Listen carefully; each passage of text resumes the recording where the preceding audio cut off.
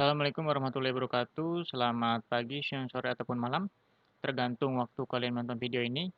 Kembali lagi dengan saya, Dwi Syahrul Rahman, yang akan melanjutkan pembahasan workbook bab 12 tentang akuntansi pusat dan cabang. Part 2 ini kita akan bahas dari soal nomor 8 sampai soal nomor 12 termasuk tugas mandiri ya. Berarti total soal itu ada 6 soal. Oke, langsung aja soal nomor 8.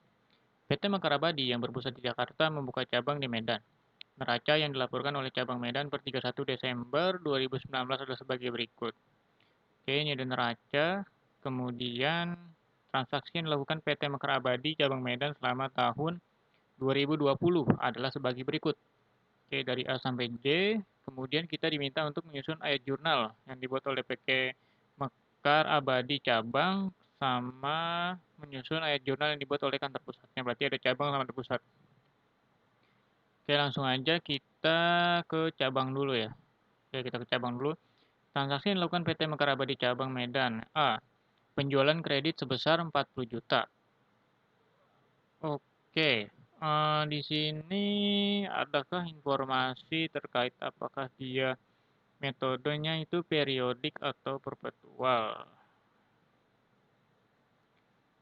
Nggak ada ya? Ya, nggak ada, jadi bisa kita asumsikan metodenya itu periodik. Oke, berarti kantor cabang pada A ini menjurnal akuntansi payable pada sales sebesar 40 juta. Lanjut, pembelian secara kredit sebesar 10.500. Oke, berarti karena kita tadi asumsinya adalah metode periodik, maka yang kita gunakan adalah akun purchase. Jadi purchase pada akun payable karena pembeliannya secara kredit. Kalau cash ya berarti cash. Gitu. Lanjut ke C, barang dagangan yang diterima dari kantor pusat dengan harga pokoknya ini 20 juta. Berarti shipment from home office, ya kan ini cabang, terhadap home office, ya seperti yang sebelum-sebelumnya. Jadi shipment ini dianggap sebagai inventorinya cabang tapi dari pusat. Sedangkan home office ini adalah pemilik asli barang ini gitu. Jadi di ekuitas nanti muncul home office untuk sementaranya. Contohnya yang seperti ini ya, kantor pusat tuh. Kemudian di D, penagihan atas piutang usaha sebesar 38 juta. Berarti cabang itu dapat cash 38 juta mengurangi akuntansi payable-nya ya penagihan piutang. Lanjut ke E, pembayaran hutang usaha sebesar 10 juta. Dia bayar hutang, akun payable pada cash 10 juta. Kemudian F, penghapusan piutang tak tertagih sebesar 600.000. Di sini dia pakai metode allowance ya. Di sini ada penyisihan, jadi kita ya kurangi allowance-nya. Berarti allowance for doubtful account atau biasa disingkat AFDA itu mengurangi account receivable-nya langsung. Seperti itu. Jadi nggak perlu bad debt lagi untuk penghapusan piutang tak tertagihnya. Kalau untuk bad debt-nya itu nanti di penyesuaian di bawah. Kemudian pengiriman uang kas ke kantor pusat sebesar 15 juta. Berarti home office, berarti kantor pusat dapat cash. Kemudian cabangnya ini dia mengeluarkan cash 15 juta. Jadi home office per cash. Terus H, beban yang dibayar oleh kantor pusat dan dibebankan ke cabang Medan sebesar 800.000. Berarti H ini, oh bukan, salah. H ini adalah beban yang dibayar sebesar 12.400. Jadi expand ya entah misalnya prepaid atau segala macam expand itu ya pokoknya expand karena ini nggak dijelasin beban apa. Jadi kita expand pada cash ini yang bayar si cabangnya langsung. Nah kalau yang I beban yang dibayar oleh kantor pusat dan dibebankan ke cabang Medan sebesar 800.000. Nah kalau ini expand-nya ini sumbernya dari kantor pusatnya. Beda dengan H. Kalau H yang bayar cabang, kalau yang I ini yang bayar kantor pusat. Jadi home office bukan pada cash. Kemudian kita lanjut ke J. Untuk data penyesuaian akhir tahun, oke ini udah penyesuaian ya. Nah kalau gitu kita lanjut ke kantor pusatnya dulu untuk membandingkan ya. Karena kan tadi ada kantor pusat juga. Kemudian apa saja transaksi yang terkait dengan penyesuaian di kantor pusat. Yang pertama itu ketika penjualan, ya penjualan Karena ini periodik, maka tidak ada penyesuaian di kantor pusat. Kalau dia metodenya perpetual seperti yang sebelumnya itu nanti muncul COGS di sini penyesuaiannya ketika cabang menjual barang dagangannya. Kemudian ketika pusat mengirim barang ke cabang, nah itu harus ada penyesuaian di sini berarti kita catat pada C itu tadi ada pengiriman sebesar 20 juta berarti branch Medan pada shipment to branch. Seperti itu. Kemudian shipment to branch ini ibarat inventory-nya penghubung ke cabangnya itu adalah shipment from home office. Tapi ini belum inventory, ini masih bentuknya itu shipment ya, bukan inventory langsung. Kalau inventory langsung itu ketika cabang menjual, dan itu pun metodenya perpetual. Yang di part 1 kemarin ya, bisa dilihat lagi videonya. Kemudian cash itu nggak ada, bayar hutang itu nggak ada, piutang nggak ada. Oh ini dia, ketika cabang mengirimkan kas ke kantor pusat, itu kita sesuaikan, berarti kantor pusat dapat cash, kemudian investasinya di cabang itu dia berkurang sebesar 15 juta, sebesar cash itu sendiri. Kemudian H itu no entry ya, karena kan ini yang bayar cabangnya langsung. Nah, kalau ini baru nih yang bayar kantor pusatnya. Berarti expand pada cash, entah itu prepaid, entah itu operating, apapun itu, bisa yang bayar langsung adalah si pusat. Berarti expand pada cash, kemudian expand-nya ini dialokasikan ke cabang. Berarti di set off ya dieliminasi expand ini, ataupun kalau misalnya mau langsung bisa aja ya jadinya branch Medan pada cash. Nanti di cabangnya itu langsung expand pada home office. Seperti itu. Dan ini supaya lebih jelas aja ya. Kita bagi dua gini, jadi cash-nya biar kelihatan bahwa kantor pusat itu membayar pengeluarannya. Gitu. Berarti udah beres. Kita ke jurnal penyesuaian. Jurnal penyesuaian yang pertama. Barang dagangan yang tersisa sebesar 19.400. Oh, ini nanti masuknya ke jurnal penutup biasanya. Kemudian saldo beban dibayar di muka. Nah, ini baru kita sesuaikan. Beban dibayar di muka sebesar 450 ini saldo ya, saldo akhir. Kita lihat apakah ada saldo awal beban yang dibayar di muka ini dia 350. Awalnya 350, kemudian saldo akhirnya 450 berarti bertambah sebesar 100. Bentar. Beban dibayar di muka ya. Prepaid ini biaya dibayar muka 450 ya, tambah 100. Oh ini salah.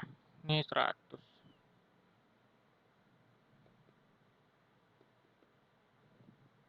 Nah, gini. 100. Oke, lanjut. Ini ada kesalahan ya. Saldonya 450 dan ini biaya dibayar muka sama jadi beban 350 berarti bertambah 100. Kemudian beban yang masih harus dibayar 400. Yang masih harus dibayar berarti ini saldo. Kita lihat apakah ada saldo awal. Saldo awalnya 600, kemudian saldo akhirnya 400. Berarti kita menjurnal beban yang masih harus dibayar pada cash. Berarti ada beban yang masih harus dibayar itu belum tercatat sebesar 200. Gitu. Kemudian piutang usaha yang diperkirakan tidak dapat ditagih per 31 Desember 2020 sebesar 800.000. Ini saldo ya, ini saldo akhir. Jadi saldo akhirnya itu harus berapa ini? 800 ya. 800. Awalnya 850, kemudian tadi di perjalanan kita telah menghapus 600, berarti 850 dikurangi 600, 250, kemudian 250 itu supaya ke 800 berarti kita harus nambah nih. Kita harus nambah sebesar 550.000 ya, sini udah ada perhitungannya. Dan itu akunnya bad debt expense pada allowance for doubtful account. Jadi kita menambah penyisihannya. Disesuaikan dengan saldo akhirnya. Kemudian penyusutan tahun 2010 sebesar 600.000. Sudah berarti depreciation expense pada akumulasi depresiasi. Kemudian ada satu hal ya, yang perlu diperhatikan, ini apakah penyusutannya ini, apakah dia menggunakan, eee, aset-aset yang tercatat di pusat. Sini nggak dijelasin ya, jadi asumsinya seperti ini aja, depresiasi biasa. Tapi kalau misalnya, penyusutannya itu adalah aset yang dicatatnya secara terpusat, nah berarti depreciation expense pada home office. Kemudian, kantor pusat itu akan mencatat akumulasinya, branch branch pada akumulasi depresiasi, gitu. Ya kan, kalau ada informasi tambahan ya, kalau ada informasi tambahan kurang lebih seperti itu. Ini nggak ada informasi tambahan, jadi ya asumsinya seperti ini aja biasa. Kemudian ini juga bisa kita asumsikan misalnya, aset tetapnya itu pencatatannya nggak secara terpusat gitu. Jadi cabang itu bisa punya aset sendiri gitu. Tapi biasanya sih jarang, kebanyakan pencatatannya itu secara terpusat. Oke, berarti udah beres penyesuaian dan sisanya jurnal penutup. Jurnal penutup itu fokusnya income statement. Jadi apa yang kita tutup yang berkaitan dengan laba rugi. Yang pertama kita lihat di kreditnya dulu. Di kredit itu ada sales kita tutup nanti 40 juta. Kemudian home office bukan, akuntansi payable, home office nggak ada. Oke, berarti sales saja. Sales kita tutup. Kemudian karena ini metodenya tadi asumsinya adalah periodik, maka kita menutup inventory endingnya itu di debit sebesar 19.400.000 ya sesuai informasi di sini. Kemudian lanjut, ini income summary kita kosongin dulu, biasanya kita kosongin dulu. Kita tutup lanjutannya itu purchase. Purchase tadi 10.500.000 di B ya. Ini kita tutup, yang di debit kita tutup, shipment from home office kita tutup, terus allowance bukan, ini expense kita tutup, prepaid enggak, bad debt expense ya, expense ini kita tutup. Oke, berarti itu aja. Dan jangan lupa karena tadi metodenya adalah periodik, maka kita harus menutup ending dan beginningnya. Kalau ending ditutup di debit, kalau beginningnya ditutup di kredit. Seperti ini, 16.500.000. Ini dari mana? Ini dari neraca. Mungkin ada pertanyaan, kan ini 31 Desember 2019 dan ini 16.500.000. Kan kenapa kok di sini dibilang di beginning? Jadi begini, kalau metode periodik itu kan dia sistemnya itu cuma stock of name aja, biasanya gitu. Jadi stock of name di akhir tahun. Nah, biasanya itu pembaruannya itu ketika akhir tahun aja. Beda dengan perpetual. Kalau perpetual itu setiap ada barang yang keluar masuk, ya kan? Nah, itu langsung disesuaikan. Kalau ini penyesuaiannya ya di akhir tahun aja. Jadi ini tuh dianggap sebagai beginning pada Desember 2019 karena ini belum disesuaikan. Jadi ini neraca saldo yang belum disesuaikan. Nah, berarti persediaan yang ada di sini itu adalah beginning pada 1 Januari 2019 karena kan belum disesuaikan. Jadi masih saldo awal. Dan ini juga metodenya periodik, jadi bukan perpetual. Gitu. Jadi beginningnya sesuai dengan neraca tadi ya, 16.500.000. Kemudian expand kita totalkan aja ini. Kita expand tadi total, ya kan? Total, terus bad debt expand kita tutup, depreciation expand kita tutup. Nah, kemudian kita baru jumlahkan. Ini jumlahnya berapa? 61 juta. Ya di kanan bawah ini ya. Di sini 61 juta, kemudian sorry, salah. 59 juta. Kemudian kreditnya itu sampai expand ya, 61. Lebih gede kredit. Wah, berarti expand-nya kebanyakan, berarti rugi. Berarti income summary-nya di debit. Kalau debitnya lebih banyak, berarti income summary-nya di kredit, berarti untung. Itu karena ini rugi berarti income summary-nya di debit 1950. Income summary langsung ditutup ke home office. Karena ini cabang ya. Kalau kantor pusat ditutupnya ke retained earning. Gitu dapat 1950. Oke, kemudian di pusat itu mencatat laba ruginya. Karena ini rugi berarti loss from branch sebesar 1950. Ini ya. Kemudian terhadap branch. Kalau untung gimana? Kalau untung ya branch Medan pasangannya income from branch gitu. Oke, itu untuk soal nomor 8. Kita ke soal nomor 9, rekonsiliasi pencatatan transaksi untuk kantor pusat dan cabang. PT Kezia menjual eceran barang dagang melalui toko pusat dan melalui toko-toko cabang. Oke. Cabang menyelenggarakan pembukuan terpisah, toko cabang markup-nya 120%, berarti 20% ya markup-nya. Kemudian di sini ada informasi tanggal 31 Desember 2019.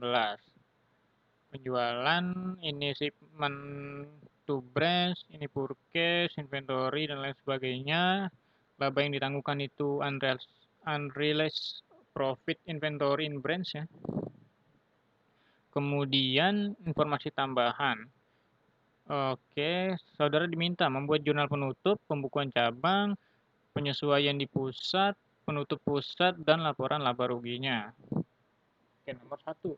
Kita buat jurnal penutup pembukuan cabang. Yang dibutuhkan untuk membuat jurnal penutup maksudnya, itu ya yang berkaitan dengan laba rugi tadi. Berarti ada sales, ada COGS, kemudian expand, dan pendapatan kalau ada ya, kalau ada pendapatan lain-lainnya. Oke, di sini apa? Penjualan pusat cabang. Kita ke cabang dulu, berarti kan tadi nomor 1 kita sales 60 juta, kemudian inventory di debit yang tadi ya. Karena ini metodenya periodik. Di sini soalnya dia pakai akun pembelian, bukan akun inventory langsung. Jadi periodik. Jadi kita menutup inventory endingnya. Inventory ending itu ada di informasi sekian, nomor 2. Pada tanggal 31 Desember 2019, persediaan pusat 40 juta dan persediaan cabang 20 juta. Oke, berarti 20 juta. Kemudian purchase 11 juta, nih di sini ya purchase, kemudian inventory beginningnya 30, shipment from home office-nya ada 19.200, expand ketutup, dan kita lihat debitnya 80 juta dan kreditnya 72 juta, berarti untung. Itu laba. Jadi income summary-nya dikredit, terus ditutup ke home office. Gitu. Nomor 1 beres. Kemudian lanjut ke nomor 2. Membuat jurnal penyesuaian di pusat terkait aktivitas cabang. Karena tadi ada shipment from office, berarti pusat itu mengirimkan barang dagangannya ya pada tahun berjalan. Berarti kita lihat di sini shipment from home office-nya 19.200. Ini adalah nilai branch. Branch-nya di sini. Kemudian kita nggak tahu nih berapa shipment to branch-nya, berapa unrealized profit-nya ya kan. Nah, kemudian kita lihat lagi apakah ada informasi tambahan. Oh, ada informasi tambahan nih, 16 juta pengiriman ke cabang. Berarti shipment to branch-nya itu 16 juta dan sisanya adalah unrealized profit branch inventory. Kan tadi dibilang markup-nya adalah 20%, berarti nanti muncul akun unrealized profit. Gitu. Apakah ini 20%? Kita bisa cek. Ini 3.200.000 dibagi dengan 16 juta, 0,2. Kalau dalam persen apakah masih pas 20%? Nah, benar ya, 20% aman. Kemudian satu lagi terkait dengan laba ya, laba atau rugi. Kemudian ini ada branch, karena dia untung tadi 7.800 terhadap income from branch, beda dengan tadi, kalau tadi loss, kalau ini laba ya. Kemudian karena tadi ada markup, maka ada pendapatan tambahan berupa realized profit. Realized profitnya berapa? Kita cari. Kita sini. Untuk mencari realized profit, maka kita harus menghitung COGS-nya. Gimana cara ngitung COGS-nya?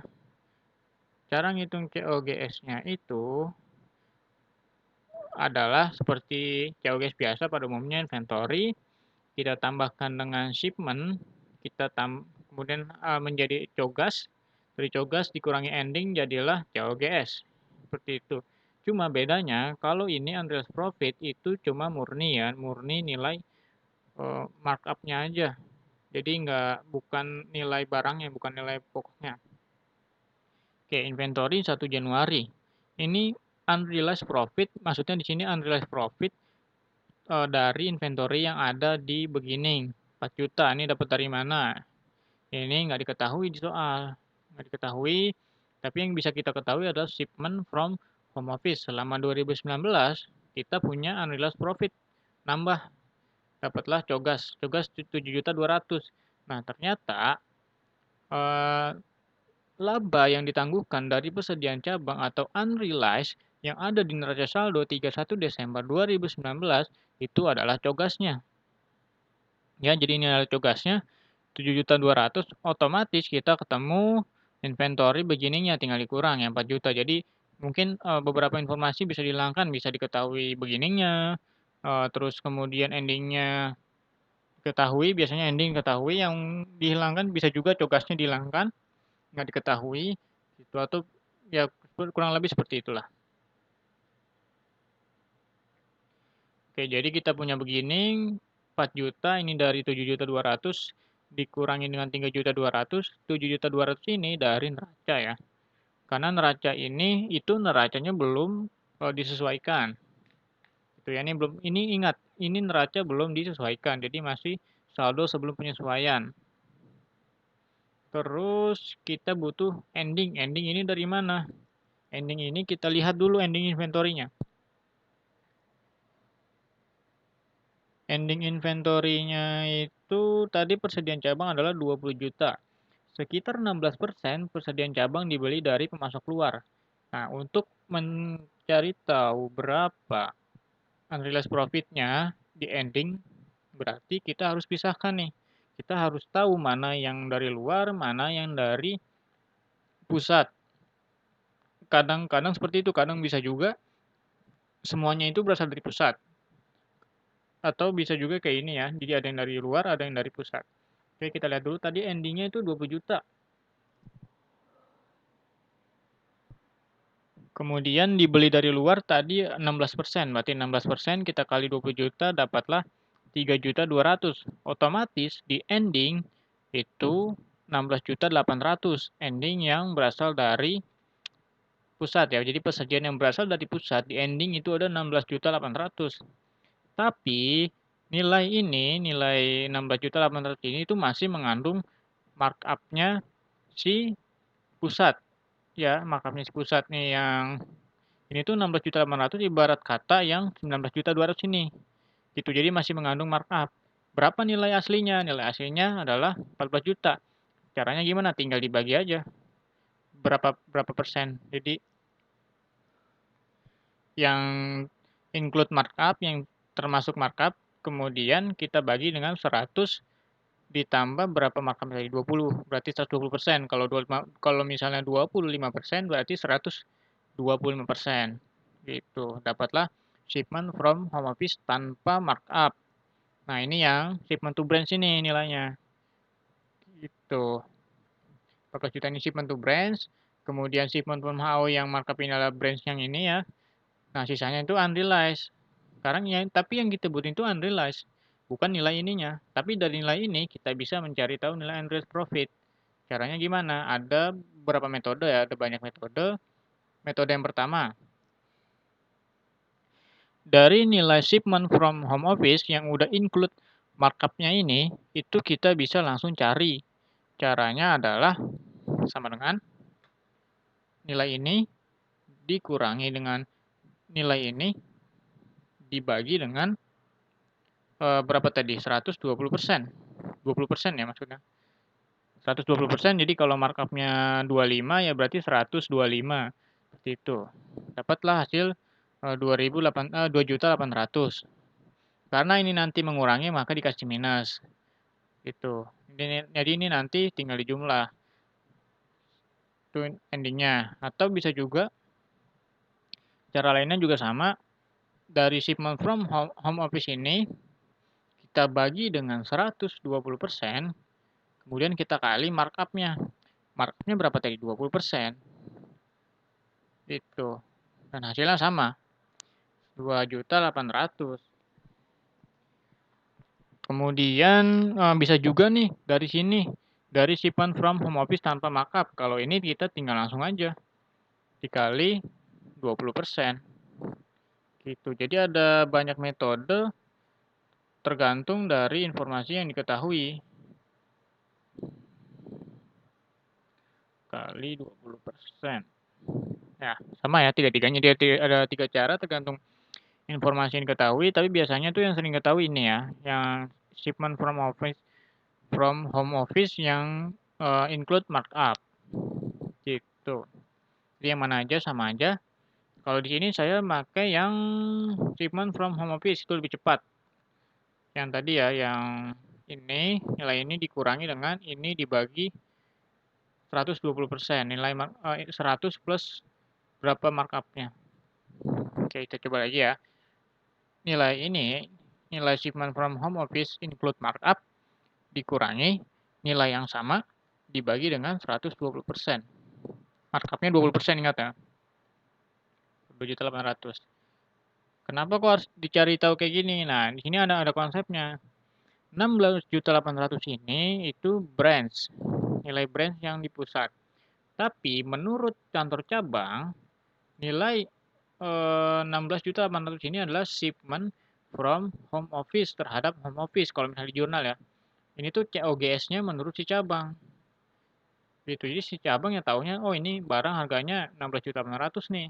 Nah, tapi kalau menurut pusat itu harganya bukan segitu, harganya 14 juta. Jadi udah mengandung markup dari pusat. Gitu. Jadi ini harus diperhatikan ya. Apakah shipment from home office ini masih mengandung markup atau tidak? Karena ini COGS-nya berbeda. Jadi menurut pusat, oh barang saya sudah terjual 14 juta nih nilai pokoknya. Tapi menurut si cabang, oh enggak, barang-barang menurut si cabang, menurut saya si cabang yang terjual itu 16.800.000 gitu. Jadi harus hati-hati. Oke, nah dari sini kita udah dapat ending. Ini nilai unrealized profit-nya aja ya. Ini pure nilai ini unrealized profit-nya aja. Dan dapatlah realized profit. Cara mencarinya itu metodenya, mekanismenya sama kayak nyari COGS biasa. Nanti di bawah ada penjelasan lebih lanjut ya. Dapat realized 4.400.000, berarti ini kita kurangi ya. Tadinya 3.200.000 ditambah dengan 4 juta awal tadi ya, ini kita udah cari, berarti dikurangi dapat 4.400.000. Unrealized profitnya dikurangi income from branch terhadap income. Berarti kita punya dua income nih. Income dari laba penjualan dan operasionalnya, maksudnya laba dari operasionalnya cabang. Satu lagi laba dari markup inventory yang sudah terjual. Gitu. Jadi ini kalau di total dapat 12.200.000. Nah, barulah kita ke nomor 3. Nomor 3 itu membuat jurnal penutup pembukuan pusat. Oke, pusat. Oke, sales. Kita lihat tadi ada sales 110 juta, kemudian ini shipment to branch. Kita tutup juga di debit. Kemudian income from branch tadi yang sudah kita sesuaikan. Jadi ini masih jurnal penyesuaian ya. Jurnal penutupnya itu yang di sini dari sales. Kemudian ending kita tutup 40 juta dari informasi ini 31 Desember. 40 juta, kemudian expand di sini ada ya, expand beban 28 juta dan kita jumlahkan. Ini 188, kemudian ini 138. Oh, berarti lebih besar debit. Untung dia, income summary di kredit sisanya. Itu income summary ditutup dengan detailed net earning karena ini pusat. Kalau cabang ditutup terhadap home office. Selesai. Oke, lanjut ke apa lagi, ada lagi ya. Oh, nomor 4, membuat laporan laba rugi. Oke. Laporan laba ruginya, income statement itu biasanya gini kan, sales, kemudian kita cari COGS-nya berapa, kemudian dapat gross profit, dikurangi expense, dapatlah net income. Ini, nah yang menjadi masalahnya, gimana ngisi angkanya. Oke, cara ngisi angka ini, Itu kalau pakai konsep ya, konsep maksudnya benar-benar kita ngitung itu konsepnya gini. Kalau ini jadi kita mesti gabungin dulu. Jadi kita mesti menggabungkan ya kan laba ruginya dari pusat dengan laba ruginya si cabang. Kemudian kita mesti eliminasi. Kemudian dapatlah angkanya. Nah, dari angka ini baru kita masukkan ke sini. Ini income statement secara laporan ya, secara laporan kertas. Nah, kalau ini kertas kerjanya. Gitu. Jadi angka-angka yang ada di sini itu berasal dari kertas kerja ini. Tapi kan nggak mungkin tuh kita buat kertas kerja kayak gini kan lama lah ujian, namanya ujian waktu terbatas. Nah, jadi ada cara cepatnya. Kita berpikir kertas kerja di kepala ya. Oke, sales. Kita gabungkan salesnya. 180 itu berasal dari 60 ditambah dengan 20. Kita fokus dengan jurnal penutup. Ingat ya, kita pada dasarnya kita gabungkan jurnal penutupnya. Sales kita gabungin. 60 tambah 120, 180. Kemudian beginning inventory kita jumlahin. 30 tambah berapa ini? 30 tambah 40, jadinya 70 juta. Nah, ingat, di konsep penggabungan, kan masih ada unrealized profit. Unrealized profit itu terjadi karena adanya transaksi internal, interim, ya kan? Nah, dan itu tidak diakui oleh pihak ketiga, sama kayak waktu konsolidasi. Jadi, ini harus dikurangi. Unrealized profit ini harus dikurangi. Nah, dan poin-poin penting untuk unrealized profit ketika kita mencari income ataupun mencari realized profitnya maksudnya, itu beginning, ending, itu harus bebas dari unrealized profit. Ketika menggabungkan beginning inventory, ending inventory itu harus dihilangkan atau dieliminasi ya. Di sini ya, 4 juta. Jadi 66 juta itu tadi 40 tambah 30, kita eliminasi 4 juta. 4 juta dari mana? 4 juta ini dari beginningnya. Jadi di beginning itu masih ada unrealized profit. Kita harus eliminasi nih, kita harus hapuskan. Gitu, kita harus hapuskan. Kemudian ada lagi, kita hapuskan shipment from home office. Kita hapus. Ya kan tidak muncul kan di sini, tapi padahal ada muncul di jurnal penutup. Shipment from home office dan shipment to branch itu kita eliminasi. Ya, kita eliminasi, kita hilangkan. Shipment to branch tadi 16 juta, kemudian shipment from home office-nya 19 juta 200. Ini kita langsung eliminasi habis. Nah, kan ada sisanya tuh, ya kan? Ini ada sisa nih, ini masih ada sisa, sisanya itu 3 juta 200. Nah, 3 juta 200 ini nanti masuk ke eliminasinya ke yang bawah, nanti ke balance sheet ya, ke neraca. Jadi ini hanya sebagian aja yang saya tampilkan.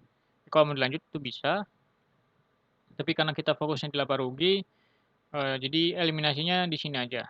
Jadi ini dieliminasi, shipment to branch dan home office itu dieliminasi. Kemudian ending, kan tadi beginning, ending itu masih mengandung unrealized profit, makanya dia harus dieliminasi. Nilai eliminasinya gimana? Ya kita sudah buat perhitungan unrealized profit, kita tinggal masukkan aja. Beginning 4 juta, ya kan? Kemudian endingnya berapa? 2.800.000. Tuh, kita tutup. Karena ini akun normalnya karena ini negatif, ya kan? Negatif itu berarti di kredit. Untuk menghapusnya berarti di debit. Beginning itu positif awalnya kan di debit normalnya. Maka untuk menguranginya kita ke kredit. Gitu. Atau kalau langsung kita ke sini, sales kita gabungkan, beginning inventory, gabung, kurangi unrealized. Purchase normal, ya kan kita gabungin aja purchase-nya. Ending inventory, kita gabungkan dulu ending inventory-nya. Kemudian kita kurangi unrealized-nya. Berapa? Kita gabungkan. Tadi endingnya berapa? 20 kan? 20 ditambah dengan endingnya itu mana ya? 40 juta. Ya kan? 40 juta. Mana ya? Ini ya, 40 juta tambah 20 juta, udah jelas 60 juta. Nah, 60 juta kita kurangi dengan 2.800.000. Dapatlah 57 gitu, 57.200. Kemudian dapatlah COGS-nya, total gross profit, expense kurang dan net income 50.200.000. Dan satu lagi yang harus diperhatikan, ketika kita buat laporan entah itu laba rugi ataupun balance sheet itu harus nilainya itu harus sama dengan jurnal penutup. Misalnya kayak ini ya, kita lihat di pusat tadi berapa income summary-nya? 50.200.000. Ketika kita buat income statement yang ini, itu nilainya harus 50.200.000. Dan begitupun juga ketika kita buat kertas kerja, itu nilainya net income-nya itu harus 50.200.000 juga. Dia harus ketiganya ini harus sama. Entah kita buat yang kertas kerja, entah kita buat yang laporan biasa, itu harus sama dengan income summary yang ada di jurnal penutup, entah laba ataupun ruginya. Nilainya harus sama persis. Gitu. Jadi seolah-olah mana ya? Seolah-olah itu seolah-olah itu 438 ini ya. Keuntungan dari si klaim ini yang 438. Oh, ini ada yang salah. 438.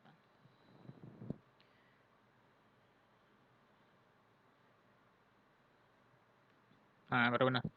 Nah, seolah-olah jadi yang 7.800.000 ini itu nggak kelihatan dari pihak luar, memang tidak mengakui adanya cabang ini gitu. Jadi secara keseluruhan aja. Makanya di income statement ini, income from branch itu kita eliminasi.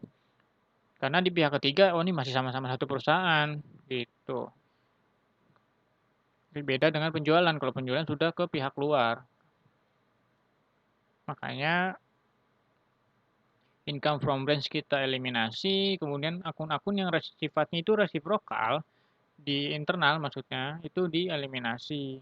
Makanya nggak muncul. Shipment to brand, home office ya kan ini nggak muncul dan pendapatannya pun nggak diakui 7.800.000 ini seolah-olah ya seolah-olah net income-nya gabungan itu nggak diakui nih 7.800.000 ini. Padahal 50.200.000 ini itu include 7.800.000 ya yang ini gitu. Tapi karena sifatnya itu resiprokal ya kita eliminasi untuk melihat berapa sih secara keseluruhan secara satu kesatuan income dari pusat dan cabang itu ketika digabungkan gitu. Dan ini sifatnya untuk mempermudah ya sifatnya pengajaran kertas kerja ini tapi di soal itu nggak disuruh tidak dibuat kalian bisa buat seperti ini dan bisa juga pakai cara cepat ya cepat tadi kita gabungkan beginning dan inventory beginning ending digabungkan hilangkan unrealized profitnya sisanya digabungkan gitu. Itu untuk nomor 9. Kita lanjut ke nomor 10.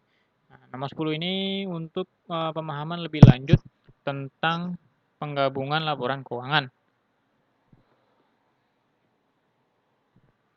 Oke, di sini ada neraca ya, neraca 31 Desember 2019.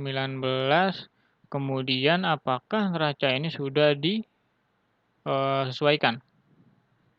Oke, di sini nggak ada yang membuat jurnal eliminasi sama menyelesaikan kertas kerja. Nah, kalau ini neraca ini itu udah disesuaikan, udah di adjustment lah. Jadi ini udah adjusted trial balance yang beda yang tadi. Kalau yang ini dia belum adjusted karena kita masih diminta untuk membuat jurnal penyesuaian dan penutup. Nah, ini masih masih trial balance pertama dan kalau yang ini trial balance-nya itu udah adjusted gitu. Oke. Ada beberapa apa ya? Trik ya. Jurnal eliminasi untuk maksudnya untuk membuat jurnal eliminasi ini itu harus terdiri dari 5 jurnal eliminasi. Jumlahnya ini harus 5.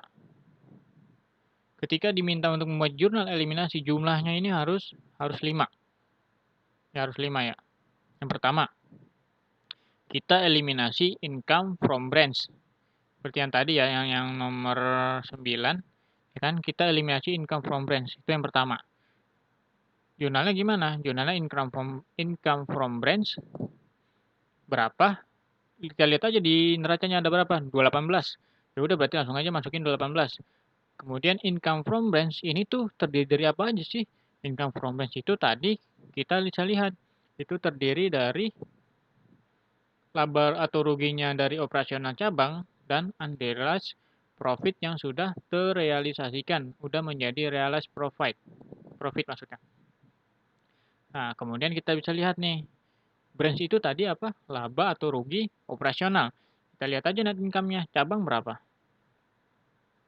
Nih ya, 180 juta. Ya udah berarti kita masukkan 180 juta. Nah, berarti sisanya apa? Sisanya adalah realized profit. Gitu. Jadi salah satu atau keduanya ini pasti diketahui. Tapi yang udah pasti diketahui itu yang branch-nya ini, yang net income branch. Itu kita tinggal masukkan aja. Income from branch ada di sini. Kita langsung masukkan aja. Sisanya udah pasti unrealized profit. Ini jurnal eliminasi yang pertama. Ya kan? Jurnal eliminasi pertama itu eliminasi income from branch. Lanjut ke yang kedua. Jurnal eliminasi kedua itu adalah eliminasi pengiriman barang dari pusat ke cabang. Itu akunnya apa? Shipment to branch dan shipment from home office. Yang ada di COGS. Ya, yang ada di COGS. Nah, kita lihat ya. Di COGS itu kan shipment to branch, shipment from home office. Ini tuh menurut pihak luar ini tuh nggak kepake karena kan ini hanya transaksi internal, jadi nggak diakui ini. Makanya kita harus eliminasi. Eliminasi langsung hapus habis saja.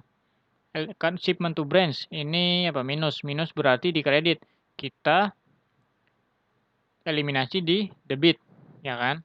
Kemudian ini 240 kita eliminasi di kredit karena ini jumlahnya adalah positif ya, di debit berarti kalau positif. Kemudian sebelumnya kan ketika kita pertemuan 10 kemarin itu kan nilainya sama nih, jadi langsung aja shipment to branch, shipment from home office, ya kan, langsung aja dieliminasi set set gitu. Nah, tapi ini nilainya beda, ya kan. Nah, ini nilainya beda. Kenapa bisa beda? Karena dari pusat itu menetapkan markup, makanya nilainya bisa beda. Kalau misalnya nilainya sama, berarti tidak ada markup. Itu udah kelihatan dari sini. Nah, karena ini beda, selisihnya berapa nih? Selisihnya adalah 40 juta. 40 juta ini berarti adalah unrealized profit-nya. Nih ya, kalau kita lihat ketika kita mengirim barang, itu kan jurnalnya seperti ini. Branch pada shipment to branch unrealized profit. Branch ini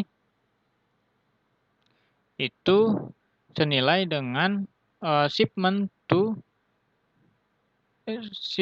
from home office ya.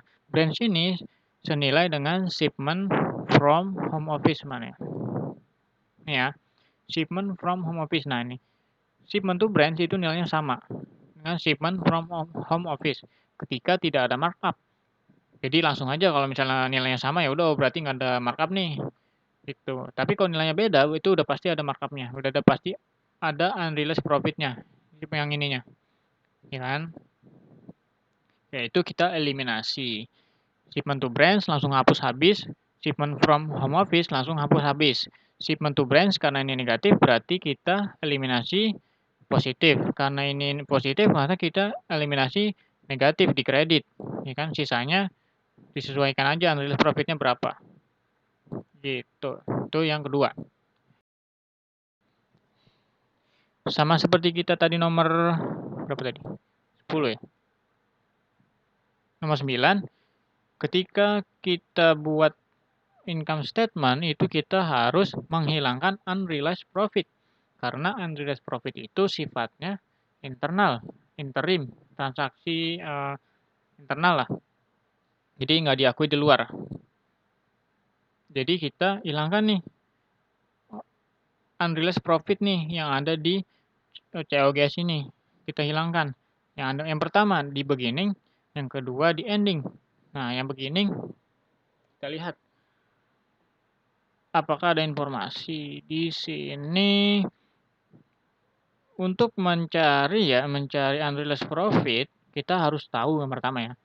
Untuk mencari unrealized profit, ulang lagi, kita harus tahu berapa inventory murni yang berasal dari pusat. Entah itu beginning, entah itu ending, kita harus tahu nilai nilai persediaan yang murni dari pusat, ya kan?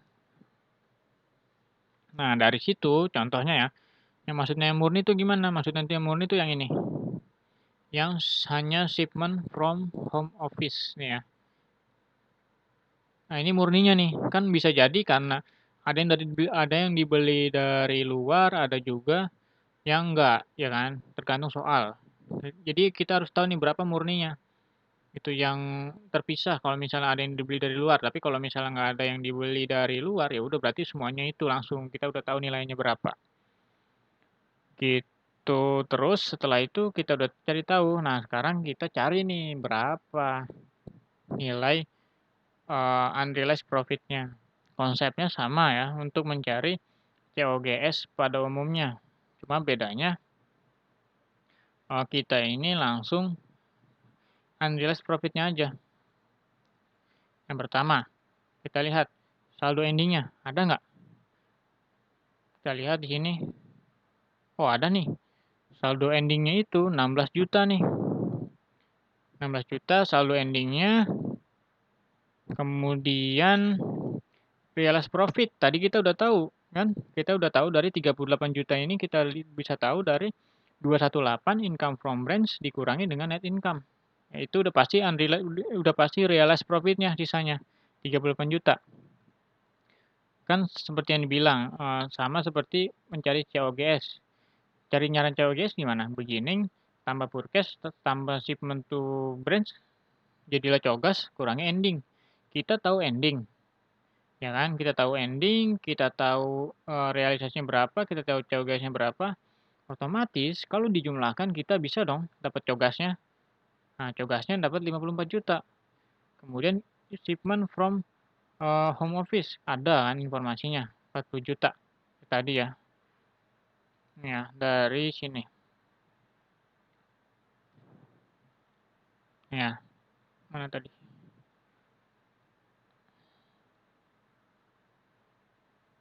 Nih, dari sini. Ya kan? Unrealized profit-nya 40 juta dari oh iya, ini itu udah murni ya.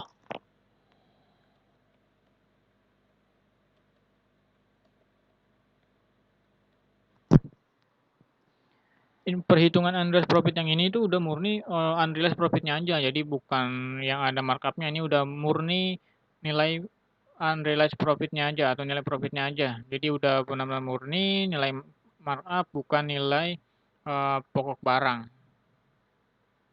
Saldo ending ada ya, saldo ending ada. Itu dari soal di neraca nih. Saldo ending ada, kita butuh unrealized profit yang realisnya berapa? 38 juta. 38 juta ini kita udah tahu dari jurnal eliminasi pertama. Kemudian kita dapat dong COGS. Unrealized profit COGS dapat dari shipment from home office, kita bisa dapat dari jurnal eliminasi yang kedua. Ya kan? Unrealized profit. Dan dapatlah kalau kita kurangi, dapatlah saldo 1 Januari. Yaitu senilai 14 juta. Jadi, di beginning inventory ada unrealized profit sebesar 14 juta. Di ending ada unrealized profit sebesar 38 juta. 16 juta maaf. Ending 16 juta, beginning 14 juta. Kemudian yang terrealisasi ada 38 juta. Ada lagi dari pengiriman barang baru 40 juta. Ya kan? Nah, unrealized profit ini kita eliminasi semuanya. Oke, kita mulai ya. Kita mulai eliminasi yang tadi kan. Yang pertama, eliminasi ketika income from branch. Ya, yang ending kita sudah eliminasi. Yang realisasinya ini 38 juta. Kemudian yang kedua, dari shipment from home office 40 juta. Kita sudah eliminasi di yang jurnal kedua. Nah, yang ketiga, kita eliminasi di beginning. Yang keempat, kita eliminasi di ending. Sama aja. Nah, itu untuk unrealized profit. Jadi ada 4 ya. Untuk unrealized profit itu ada 4. Di income from branch kita eliminasi, ketika shipment, ya ketika shipment kita eliminasi, unrealized itu, kemudian ending dan beginning, jadi ada 4 itu. Oke, kita mulai yang C dulu, yang ketiga ya, yang di ending. COGS ending inventory, endingnya yang mana? Endingnya yang ini, 16 juta nilainya, kita langsung masukin. Ending ini minus, karena minus berarti aku normalnya kredit, berarti kita eliminasi di debit, ya kan? Kita eliminasi debit 16 juta. Kemudian pasangannya apa? Pasangannya adalah inventory, karena kan inventory yang ada di ending, inventorinya berkurang sebesar 16 juta. Ini mana ya? Ini ya, 16 juta. Jadi, gabungannya ini yang pure bener-bener nggak ada nilai markup sama sekali itu sebesar 298. Ya kan? Yang pure nilai COGS pokok yang dari pusat semua itu 298. Jadi 114 ini masih mengandung unrealized, makanya kita hapuskan unrealized-nya. Berapa? 16 juta. Itu. Kita hapuskan. Nah, yang murninya dapat. Dan barulah kita tahu inventornya berapa. Kemudian yang beginning inventory 14. 14 tadi kita dapat dari sini ya, kita udah hitung beginningnya 14, maka beginning inventory di COGS kita eliminasi 14 karena di sini masih mengandung unrealized profit. Pasangannya apa? Pasangannya adalah unrealized profit yang ada di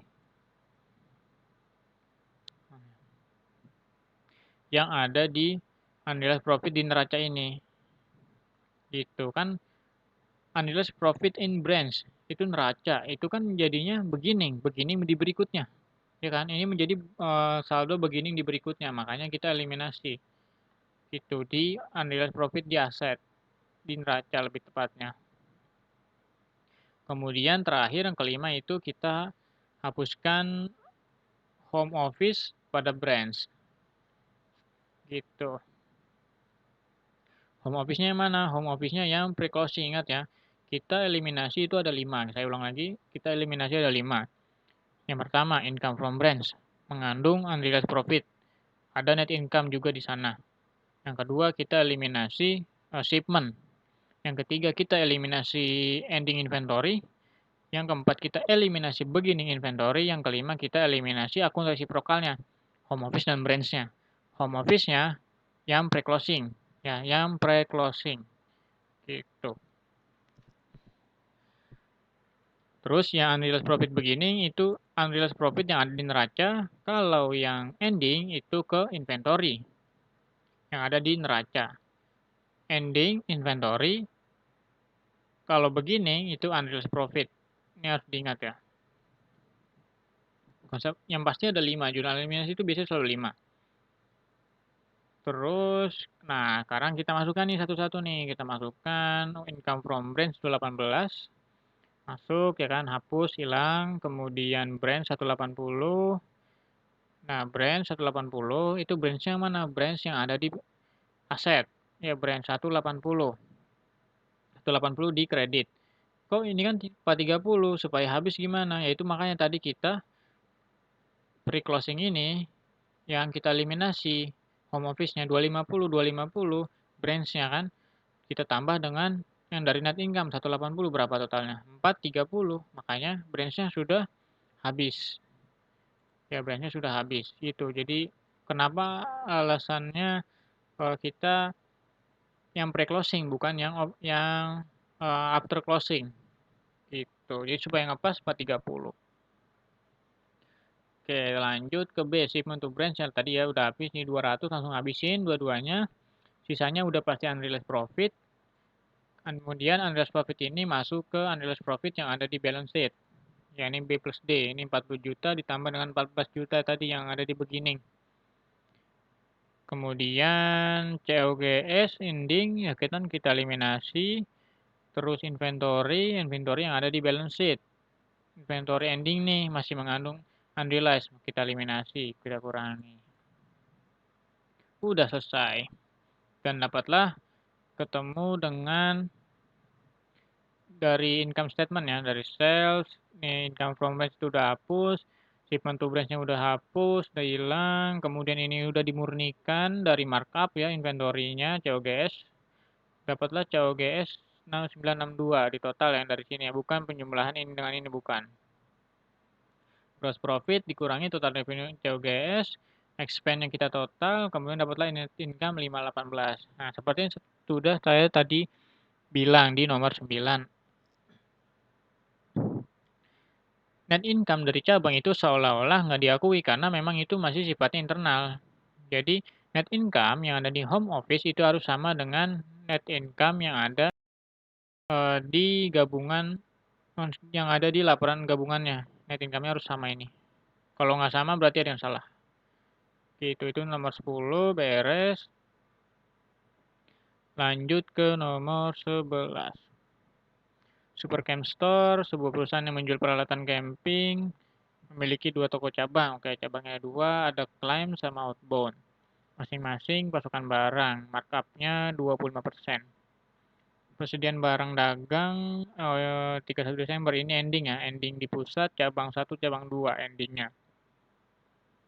Kemudian dalam persediaan awal dan persediaan akhir toko cabang terdapat barang dagang yang dibeli dari pihak luar sebesar, oke, jadi yang dibeli dari pihak luar entah beginning ending 25% dan outbound 10%. Oke. Berikut ini informasi terkait Supercamp dalam rupiah. Oke, ini neracanya belum adjusted ya. Ini belum adjusted karena kita masih diminta untuk membuat jurnal penutup. Kalau yang tadi itu dia sudah adjusted, makanya langsung aja Andreas Profit Branch-nya ini ending. Nah, kalau yang ini unrealized profit-nya itu cogasnya ini cogas. Karena belum adjusted, ini masih cogas. Oke, kita mulai. Yang pertama apa diminta? Yang pertama kita diminta membuat ayat jurnal penutup. Oke, penutup claim, branch claim, kemudian penutup outbound, kemudian penutup cabang. Oke, jadi kita diminta buat jurnal penutupnya aja. Kita mulai dari cabang pertama yang claim. Penutup income statement. Kita tutup yang berkaitan dengan income statement. Pertama, sales. Kita tutup 270. Kemudian ending kita tutup, tadi ada ya endingnya. Endingnya berapa nih? 75. Ya, endingnya 75. Kemudian forecast kita tutup, masukin aja begininya 60. Tadi semua informasi ini ada di sini ya. Jadi tinggal masukin aja. Kita eliminasi sales, inventory, forecast, inventory, shipment. Ini 4 ini karena metodenya periodik. Kalau metodenya perpetual, enggak ada 4 akun ini ya. Langsung COGS. Seperti pertemuan sebelumnya itu ada. Bisa dicek lagi videonya. Karena ini periodik, makanya ada 4 akun ini harus dieliminasi, harus ditutup. Kemudian expand ya, expand di kredit, tutup, masukin nilainya dan kita jumlah 345, ini kita jumlah 315, berarti masih untung ya, masih untung. Income summary-nya di kredit kalau masih untung. Kemudian income summary kita tutup ke home office karena ini cabang. Jadi cabang itu net income-nya 30 juta. Setelah kita dapat net income, karena tadi ada markup, maka kita harus menghitung unrealized profit-nya. Untuk menghitung unrealized profit, kita harus tahu berapa barang, kita harus tahu ending inventory-nya berapa, kita harus tahu begininya berapa. Pertama kita mulai dari endingnya dulu. Kita tahu endingnya berapa, 75 dari informasi di sini.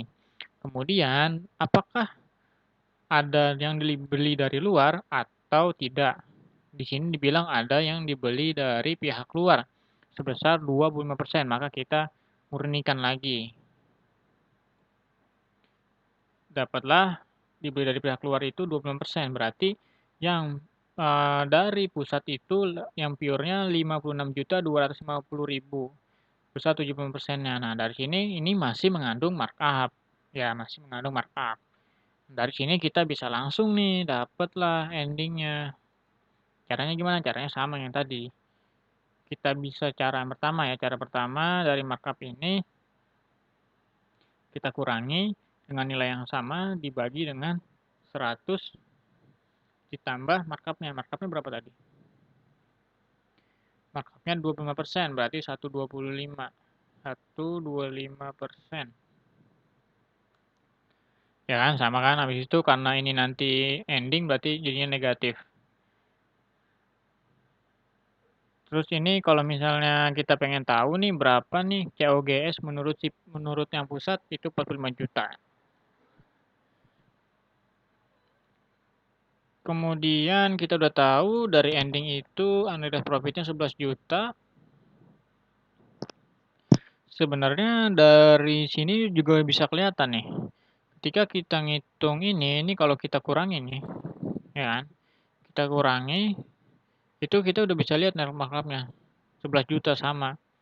Sama yang kayak nomor di atas sebelumnya. Yang ini. Nomor 9 ya kan. Ini selisihnya itu 2.800.000. Ini udah nilai markupnya plus markup 2.800.000 tanpanya 14 juta. Yang penting kita harus tahu unrealized profit atau nilai markupnya.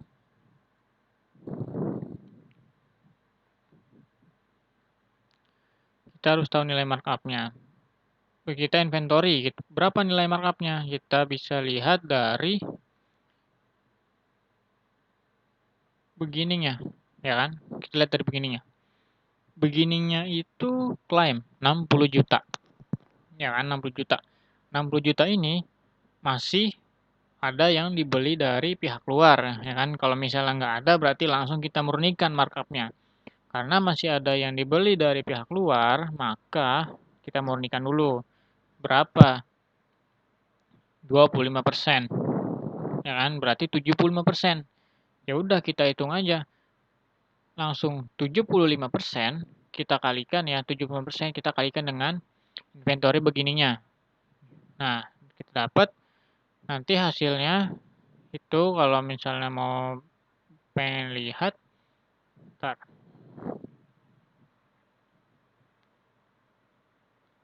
75% dikali dengan 60 juta. Ya, dapat 45 juta. Kemudian dari 45 juta ini, ya kan, masih mengandung markup. Kita pengen tahu nih markupnya berapa. Markupnya caranya sama.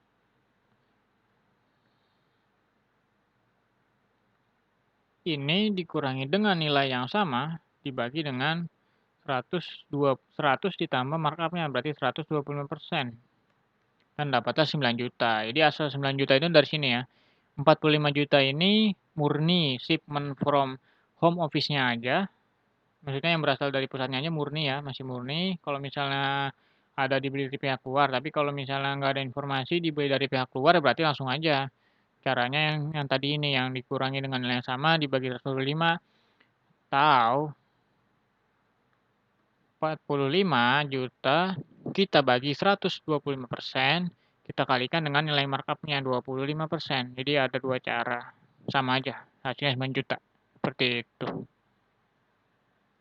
Kemudian shipment from home office itu bisa kita lihat langsung aja 125 ini caranya sama yang tadi ya, cara 1 atau cara 2 dikurangi dengan nilai yang sama dibagi 100 tambah markupnya 100%. Kemudian atau cara kedua dibagi dengan 100 ditambah berapa persen markup dikali dengan markupnya. Gitu. Kemudian ini perhitungan biasa kita untuk mencari COGS, realized profitnya adalah 22.750. Jadi realized profit ini sama aja kayak COGS, tapi COGS-nya sifatnya yang profit. Kalau yang COGS biasa itu yang sifatnya nilai barangnya itu.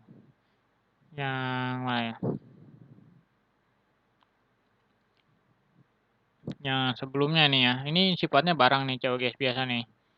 Ini sifatnya barang langsung, jadi eh, nggak ada, bukan perhitungan profit unrealized-nya. Makanya kita harus cari dulu, dimurnikan lagi. Kita harus tahu markup. Karena yang ini tuh nilai barang, kalau yang ini profitnya aja. Gitu. Jadi realisasi ngitungnya sama ketika kita nyari COGS. Terus lanjut ke cabang kedua, ini caranya sama ya. Cabang satu untuk mempersingkat waktu, caranya sama, kita tinggal masukin aja angkanya dan dapatlah di sini 15 juta. Kemudian caranya juga sama, endingnya ada kan, 60 juta di sini. Kemudian dibeli dari pihak luar tadi 10%, berarti sebentar, ada yang salah. 10%.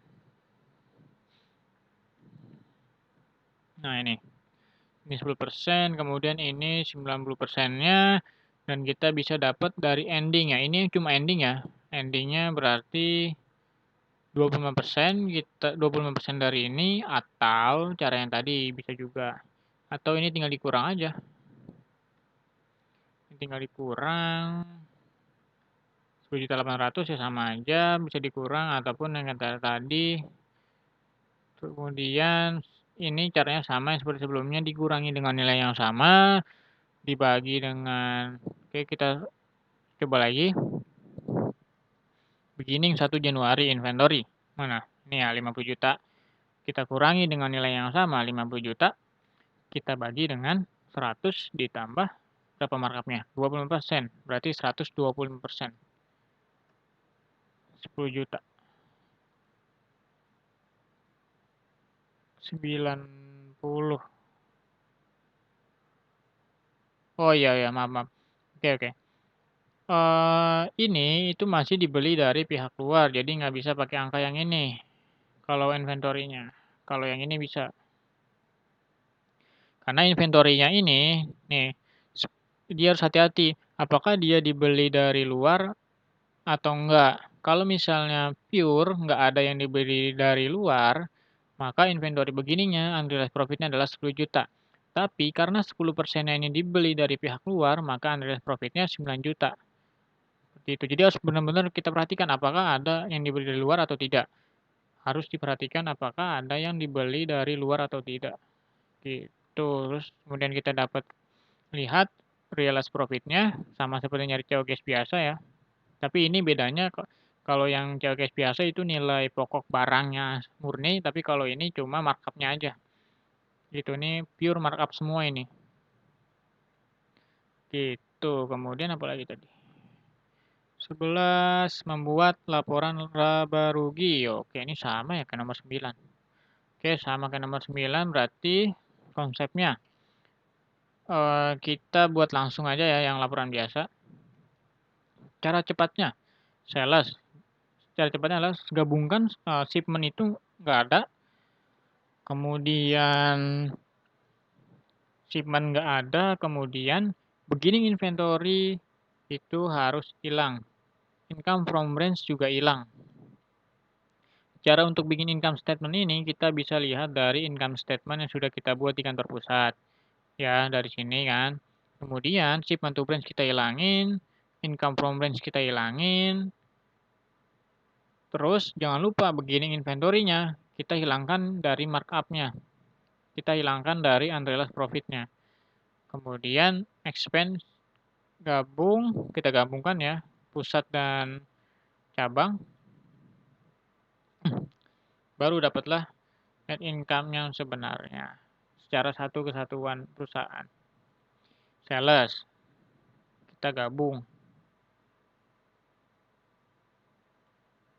Mana tadi? X164 ya. Kita gabung ya nih. Atau kalau misalnya kalian bingung ya, kalian bisa buat kertas kerja kayak gini. Tapi wah ribet nih kalau buat kertas kerja gini lama. Karena kan ujian ya udah berarti langsung berpikir di kepala aja kertas kerjanya.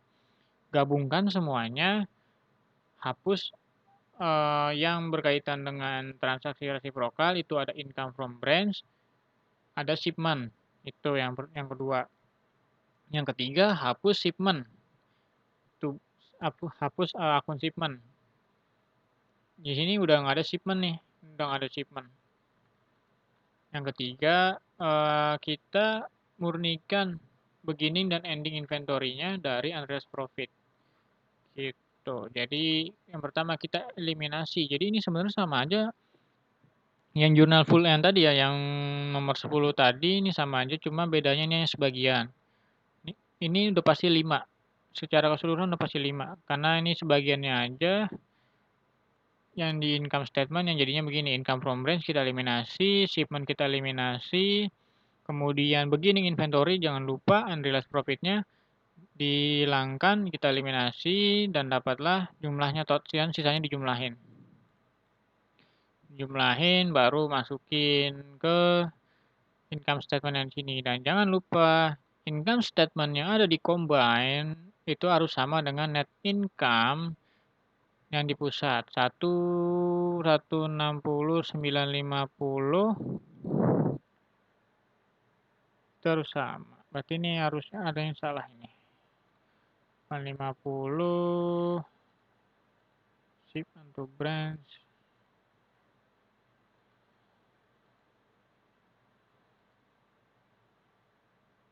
Bentar ya. Ini ada yang salah.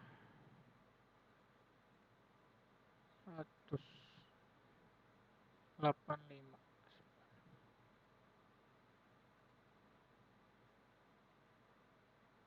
162 from branch. Oh iya ya. Karena tadi salah di sini ya, salah di sini tadi nih. Ya endingnya ini salah tadi. Tadi malah 25% ya, harusnya 10%. Maka dari itu berubah semuanya. Hasil akhirnya itu yang benar adalah 160,950. Berarti ini saya belum sesuaikan. Oke, jadi tadi yang beda itu tadi di sini ya. Tadi di sini belum disesuaikan, tadi masih 20 jutaan.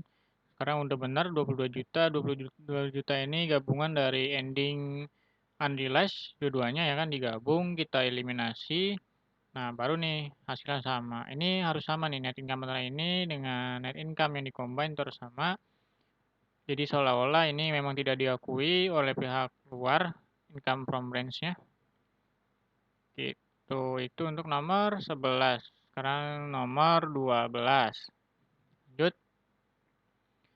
Oke, di sini ada neraca saldo tanggal 31 Desember ya, 2020. Kemudian di sini ada tambahan informasi. Presiden barang dagang 31 Desember berarti ini ending. Nah, ini dia. Neraca saldo ya, neraca saldo 2020. Di sini ada inventory nih, 150.000. Kok di sini dibilang ada persediaan barang dagang nih ending? Kok beda nih? 120 ini 150. Nah, berarti ini tuh masih trial balance yang belum di adjust. Yang masih pertama, yang jadi ini saldo sebelum penyesuaian. Saldo sebelum penyesuaian, kalau dalam metode periodik itu adalah beginningnya. Berarti 150.000 ini beginningnya. Oke, gitu ya. Terus kemudian semua barang dikirim, tagihkan 120, berarti markupnya 20%. Saudara diminta menghitung persediaan awal. Oh, ini tadi ya. Persediaan awalnya seperti yang tadi sudah saya bilang, ini tuh trial balance-nya belum di-adjusted. Tahu dari mana? Tahunya kita ada informasi ending.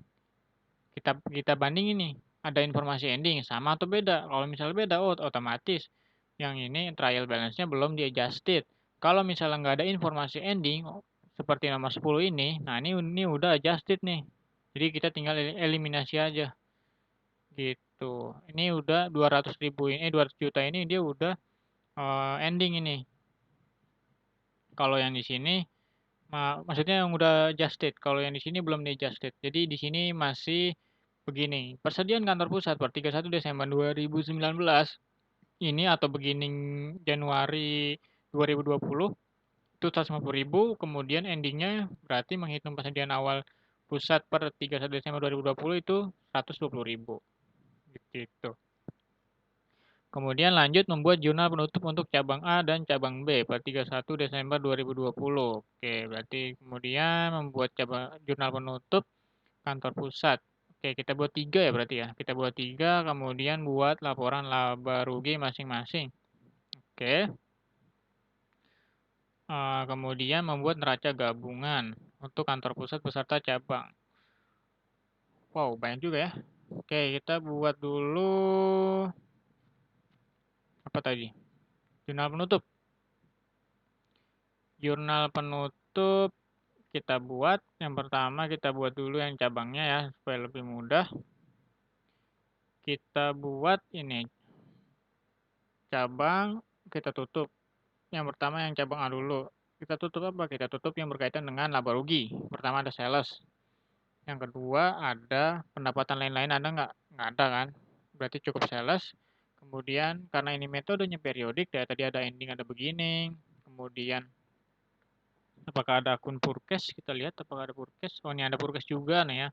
Berarti periodik, ending kita tutup debit, kemudian beginning kita tutup kredit, shipment from home office ada di neraca percobaan itu neraca saldo, kemudian expense-nya juga ada tadi informasinya, kita masukkan dapat income summary-nya, laba ruginya, karena banyakkan debit berarti untung ya, income summary di kredit. Kemudian cabang B, sama ya konsepnya, kita tutup sales, kita tutup inventory, kemudian kita tutup shipment dan expense semua kita tutup, dapat income summary 158. Oke, setelah buat jurnal penutup, kita hitung unrealized profit-nya. Caranya gimana? Caranya sama seperti sebelumnya. Kita harus tahu berapa barang, jumlah barang di beginning dan jumlah barang di ending. Kemudian shipment from home office-nya berapa. Kemudian cara nyarinya perhitungan kayak nyari COGS biasa. Inventory 1 Januari. Kita lihat tadi kan kita udah tahu ya bahwa 150.000 ini itu inventory awal. Kemudian apakah ada yang dibeli dari pihak luar? Adakah informasi itu? Nggak ada ya, nggak ada yang dibeli dari pihak luar, berarti semuanya ini dari pusat. Oke, berarti langsung nih. Berarti langsung caranya sama ya. Bisa nih cara kedua, berarti 60.000 ini kita bagi dengan 120, 100 plus markup dikali dengan markupnya. Itu cara kedua. Kalau cara pertama, nilai tersebut begininya, kita kurang dengan nilai itunya juga, nilai tersebut dibagi dengan 100 ditambah nilai markupnya, 120% jadinya. Sama 10.000. Gitu. Kemudian shipment from home office itu kita caranya juga sama. Semuanya sama caranya untuk mencari unrealized profit ini udah murni unrealized profit. Bukan yang masih include markup. Gitu. Karena nilai semuanya ini itu masih ada markupnya. Maka kita pengen nyari tahu markupnya aja. Bukan pengen tahu nyari nilai pokok dari pusat. Ini langsung pure nilai unrealized profitnya aja. Inventory dapat tadi ya caranya udah tahu, kemudian shipment 50.000 ini dari sini caranya sama. Ya caranya sama. Kemudian dapatlah cogas dikurangi dengan ending. Endingnya juga sama caranya nih 72.000 dibagi 120% kali 20%. Cara kedua, cara pertama yang tadi 72.000 dikurangi 72.000 dibagi 120 karena markupnya 20%. Ini tanpa dalam kurung ya, jadi yang kedua ini langsung dibagi 120. Gitu, 12.000. Karena ini nanti mengurangi ya berarti dikasih minus. Dan dapat realized profit 48.000. Oke, ini juga dapat ya 32.000. Caranya sama, tinggal diulangi. Kemudian kantor pusat membuat jurnal penyesuaian.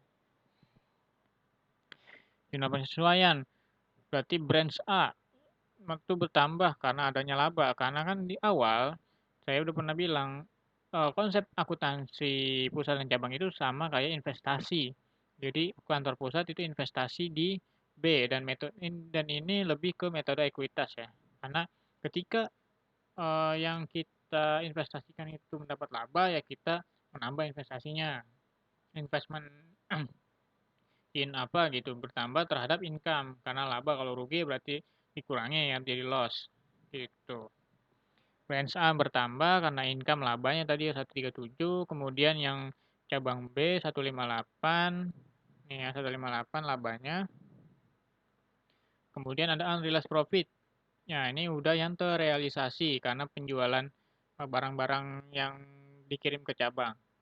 Ini ada 48 yang dari A, 32 dari yang B. Ya, udah kita hitung tadi. Ini COGS, tapi ini COGS profit. Kalau COGS biasa ya kita nggak perlu nyari kayak gini, kita cukup murnikan aja markupnya berapa. Contoh ya, kalau misalnya kita pengen tahu nih COGS biasanya, ya udah berarti kita kurangin aja nih. Beginning ya, beginning kita tambah 30, kemudian dikurangi 72. Ini kalau misalnya kita pengen tahu COGS menurut, oh nanti aja nanti. Di akhir itu ada, ya, ada tambahan. Oke, berarti kita udah tahu realis profitnya berapa, kemudian kita buat jurnal penyesuaian ya atas realisasi profit dan income from branch. Net income maksudnya. Kemudian kantor pusat barulah bisa membuat jurnal penutup.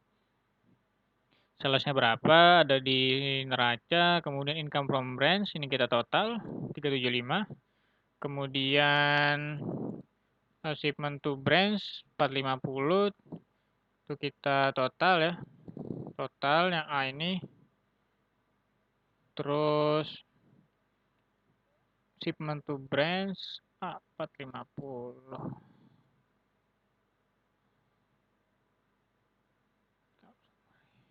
Kemudian inventory-nya endingnya dari sini.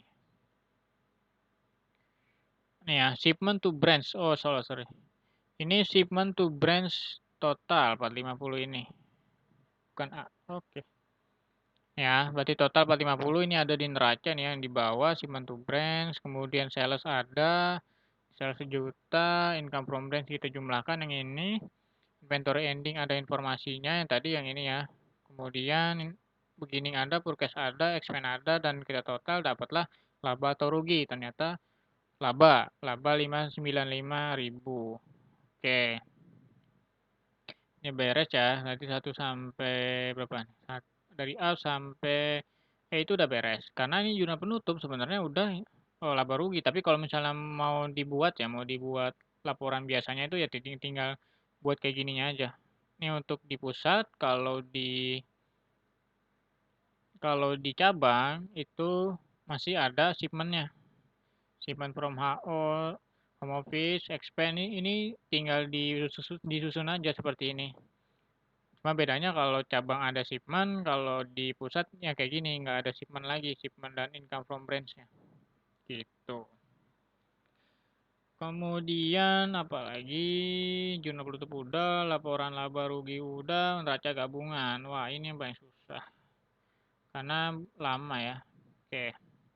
Kita buat kertas kerjanya nih sudah saya siapkan kertas kerjanya. Konsepnya sama kayak tadi nomor 10, cuma bedanya ini ada 2 cabang ya. Ada 2 cabang.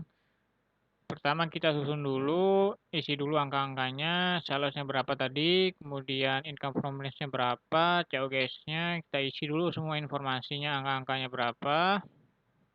Ini tuh sesuai dengan jurnal penutup tadi ya. Ini jurnal penutup ini kita masukin ke sini informasinya.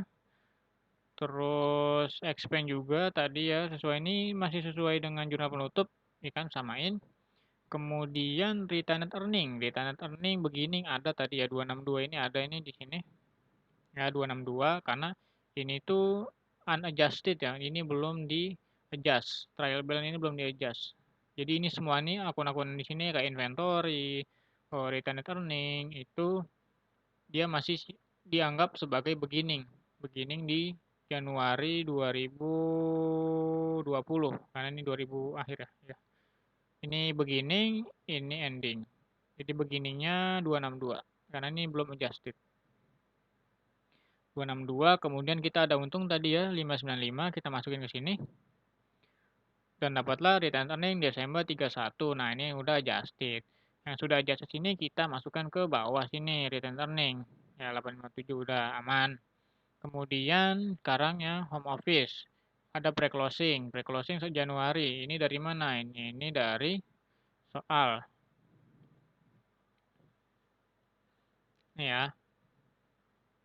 Home office nih. Ini cabang A, ini cabang B. 170, 165 ini pre-closing. Ini sebelum penyesuaian, sebelum penutup 170, 165. Ya, 170, 165. Kemudian ada untung nih, untungnya kita masukin net income dan dapatlah yang closing. Closingnya 307 sama 323. Kemudian dari hasil closing ini kalian masukkan ke sini, branch A dan branch B, ya kan? Kalian pindahkan angkanya ke sini. Atau ini branch A ini bisa juga didapat dari awal R1 ya, dari yang awal nih ya. 137 nih karena dari net income itu ditambah dengan yang awal tadi 170 gitu, atau kalian bisa langsung masukin closingnya aja. Jadi udah dapat nilai closing, kalian masukkan, sesuaikan ya yang di sini branch A, branch B ya. Karena ini belum adjusted. Nah, kalau misalnya sudah adjusted nggak perlu kalian ganti lagi. Contohnya yang ini ya, ini udah adjusted semua ini. Jadi branch yang ada di sini itu udah sama nih.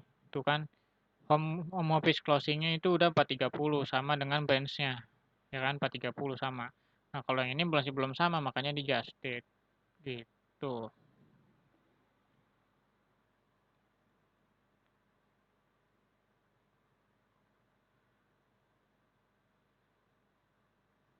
Oke, lanjut. Itu udah, kemudian balance sheet-nya kalian tinggal masukin aja informasi yang ada, cash, account receivable, oh nih, inventory jangan lupa ya. Ini itu belum di adjusted, ini itu beginning. Kalian masukkan informasi yang sudah ending. Ya, endingnya yang ini yang sudah adjusted nih. Kalian masukkan ini inventory ya, hati-hati.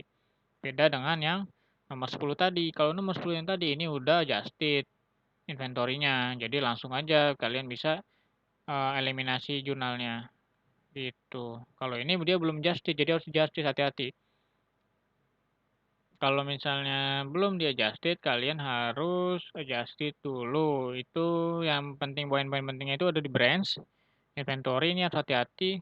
Apakah dia trial balance atau bukan. Kalau misalnya udah adjusted, udah disesuaikan, nah maka ini nggak perlu diotak-atik lagi. Tapi kalau misalnya dari awal informasinya ini belum adjusted, maka harus dirubah, harus di-adjust.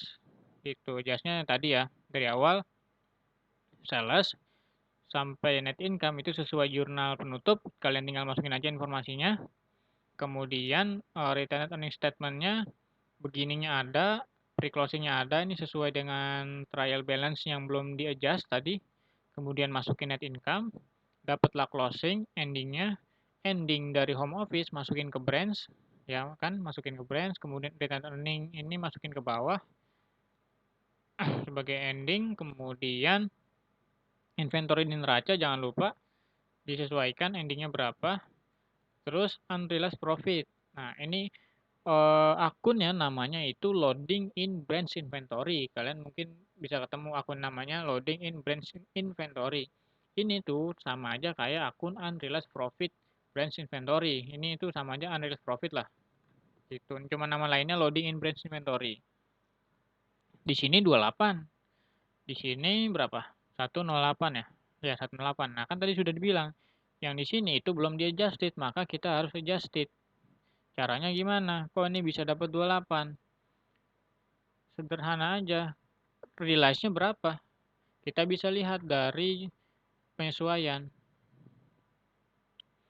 Unrealized-nya itu sudah berkurang 48 ditambah 32. Sudah berkurang sebesar 80 juta. Makanya di sini sisanya tinggal 28 juta. Ini nilainya sudah adjusted. Itu. Jadi bisa juga kalian lihat jurnal-jurnal adjusted yang ada di kantor pusat ini untuk mengadjust akun-akun yang ada di trial balance yang belum di-adjust tadi gitu untuk dimasukkan ke sini. Kemudian ditinggalin isi aja informasinya beres. Itu untuk informasi awal. Sekarang kita ke eliminasinya. Seperti yang sudah saya bilang, eliminasinya itu sudah pasti ada 5. Yang pertama, eliminasi income from branch. Itu nilai keseluruhannya berapa? 375. Langsung dieliminasi. Di debit. Kreditnya apa? Kreditnya branch. Branchnya apa? Branch ini itu net income. Kita lihat aja net income-nya berapa? 137 yang A. Yang B 158. Kalian masukin nilainya. Sisanya apa? Sisanya adalah realized profit. Itu udah pasti. Sisanya adalah realized profit. 80 juta. Mau dipastiin lagi. 80 juta itu tadi udah kita hitung. 48 dari A, 32 dari B. Ini realized profit. Sama kan? Jadi nggak ada yang salah. Terus eliminasi kedua. Shipment, kita eliminasi. Shipment to branch 450. Ini yang mana? Yang ini. 450. Kemudian di sini itu shipment from home office-nya itu beda-beda kan? Nah, ini karena adanya unrealized profit. Kalau misalnya nilainya sama berarti nggak ada unrealized profit. Sederhana seperti itu. Karena ini ada, langsung aja dihapus semuanya. 450 ini ya, 450. Kemudian ini di total aja, berarti 540. Sisanya adalah unrealized profit inventory.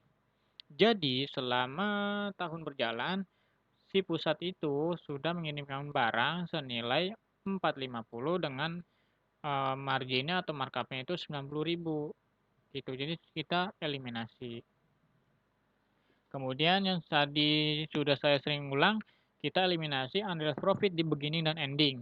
Kalau di beginning itu pasangannya adalah unrealized profit inventory yang ada di balance sheet.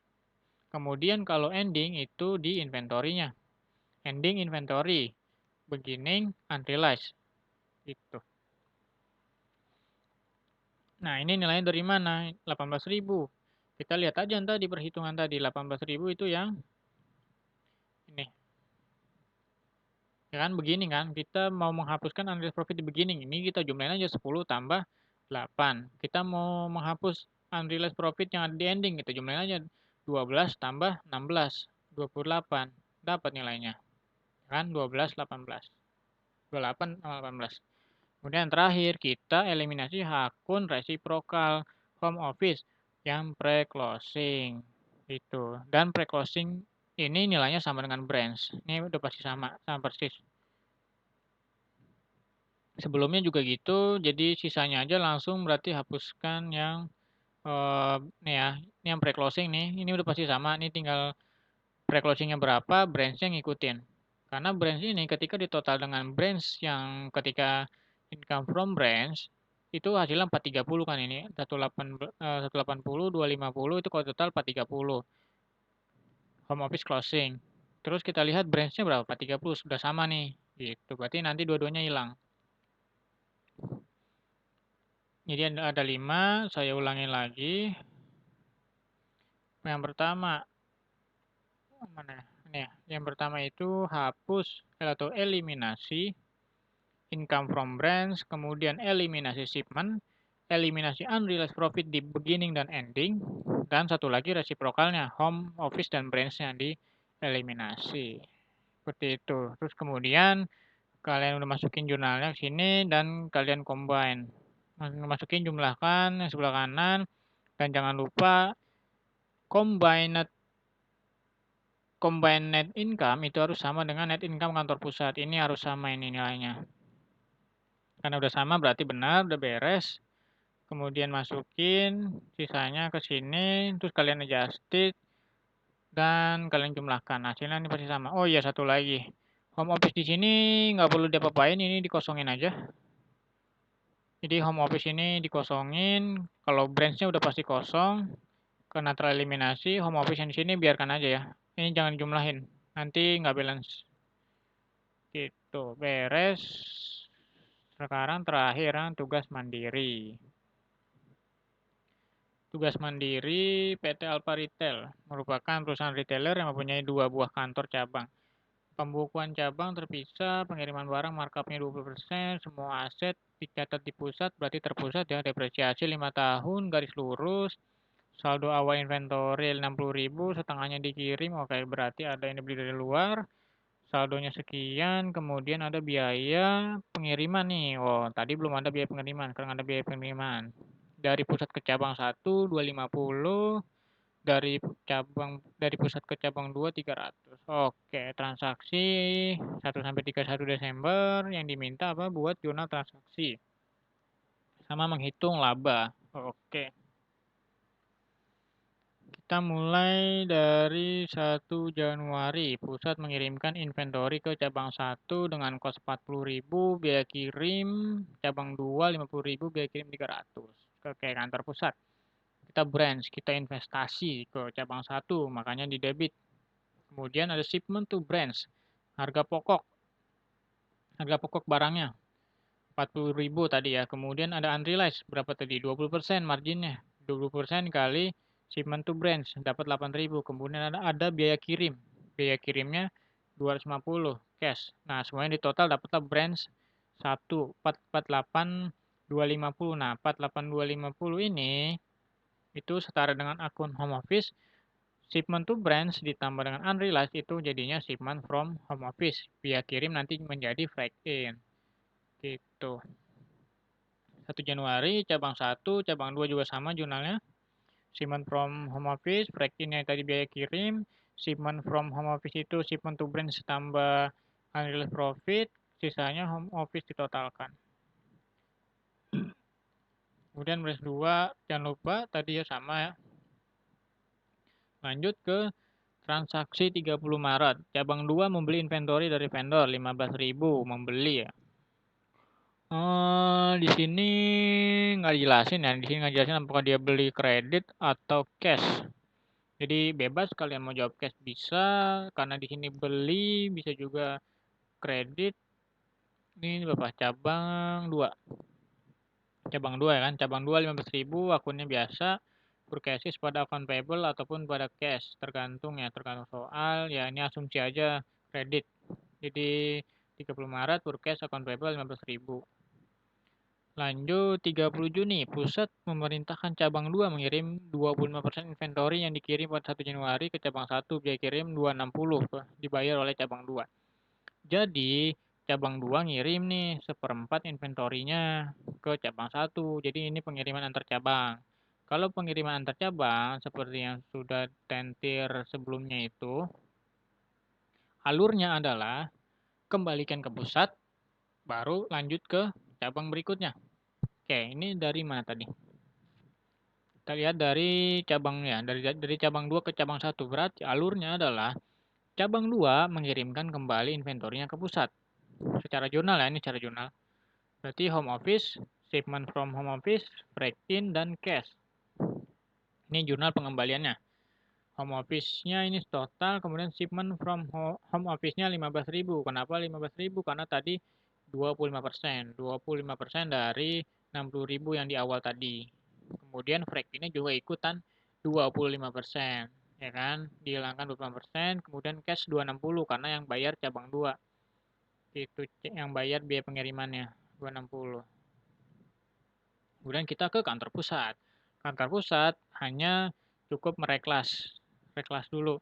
Kan tadi unrealized profit-nya itu kan dari yang cabang 2 nih. Yang 2.500 ini kan 25% dari 10.000.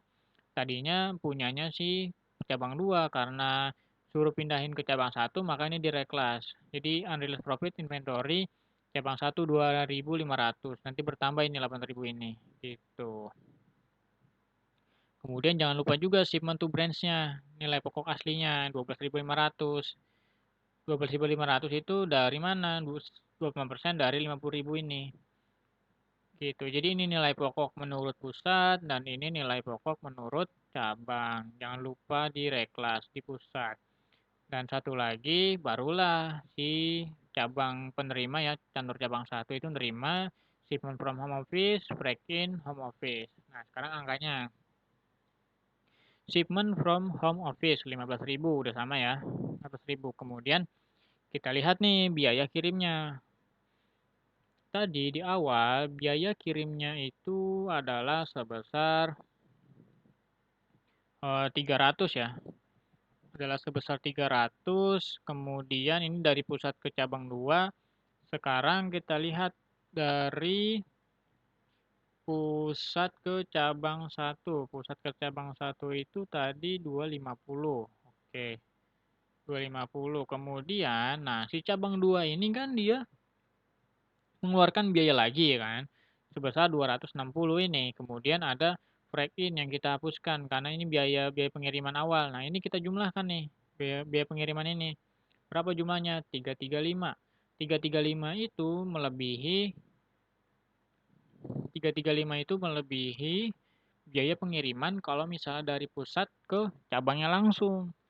Dari pusat ke cabangnya langsung ke cabang 1 itu 250, tapi karena ini antar cabang berarti ada tambahan biaya dari cabang 2 itu sebesar 260. Ini kita jumlahkan 335 karena lebih selisih kan. Selisihnya itu dianggap sebagai loss dari kelebihan. Nah, itu nyatet nanti di pusat. Ya, nyatet di pusat. Nih, sebesar 85. 75 tambah 260 dikurangi dengan break in-nya yang seharusnya kalau langsung. Tapi gimana kalau misalnya eh break in-nya ini nggak lebih dari 250? Ya udah berarti di sini nanti itu tercatatnya ya sedapatnya. Kalau misalnya lebih pakai nilai maksimal, kalau misalnya belum mencapai nilai maksimal ya pakai nilai penjumlahan. Misalnya nih misalnya. Misalnya break in-nya 30 gitu kan. Terus cash yang dibayar 200 gitu. Nah, ini kan 230 nih. Nah, nanti frag yang diterima di sini pakainya 230 bukan 250, bukan nilai maksimal. Kalau misalnya sudah melebihi nilai maksimalnya, pakai nilai maksimal. Karena ini sudah melebihi, jadinya ada ekses, ada kerugian. Sebesar apa? Sebesar 85. Kemudian brand 1, brand 2 itu tinggal direklas. Brand 1 nilainya sesuai dengan home office 1. Brand 2 nilainya dengan sesuai home office 2. Karena brand 2 ini berkurang, karena kan dari brand 2 ke brand 1 kan antar cabang. Yang nambah cabang 1, yang cabang 2 berkurang barangnya. Terus nilainya gimana? Nilainya ikutin home office-nya. Ya kan, nilai ikutin home office-nya. Tuh sama. Sisanya loss. Loss sebesar yang tadi, 85 karena perbedaan harga pengiriman. Lanjut ke 1 Juli. 1 Juli cabang 1 membayar beban operasional 25.000. Cabang 1 bayar operasional biasa ya, berarti operasional expense, operating expense pada cash. Kemudian 1 Agustus cabang 2 menerima alokasi beban, menerima alokasi yang dibayar oleh pusat. Oke. Cabang 2 mana ini ya? 1 Agustus nih. Operating expense pada home office karena kan alokasi. Nah, kalau di pusatnya itu dia jurnalnya operating expense pada cash. Ini diasumsikan belum di jurnal ya, maksudnya cash. Tapi kalau misalnya kalimatnya cuma mengalokasikan aja ya berarti langsung aja operating expense maksud langsung aja jurnal yang kedua ini branch pada operating expense. Kemudian di cabangnya operating expense pada home office. Itu 20.000 ini ada cash karena asumsinya belum dibayar gitu. Maksudnya biar kelihatan bahwa ini tuh yang bayar si pusat. Gitu 1 Agustus. Lanjut 23 November cabang 1 mentransfer uang ke cabang 2. Nah, kalau transfer antar cabang konsepnya balikin ke pusat baru kirim ke cabang penerima. Yang ngirim dari cabang 1 kayak cabang 1 balikin duit nih 5.000 ke pusat. Set. Pusat reklas. Ya kan yang terima kan cabang 2, yang cabang satunya berkurang. Kemudian ngirim ke cabang 2. Cabang 2 terima cash dari home office sebesar 5.000. Itu konsepnya. Balikin dulu ke pusat baru ngirim ke cabang penerima. Itu kalau antar cabang konsepnya seperti itu. Lanjut 1 November, cabang 1 membeli peralatan sebesar 15.000. Oke, yang beli tadi itu informasinya semua aset tetap dicatat di pusat. Oke, berarti terpusat.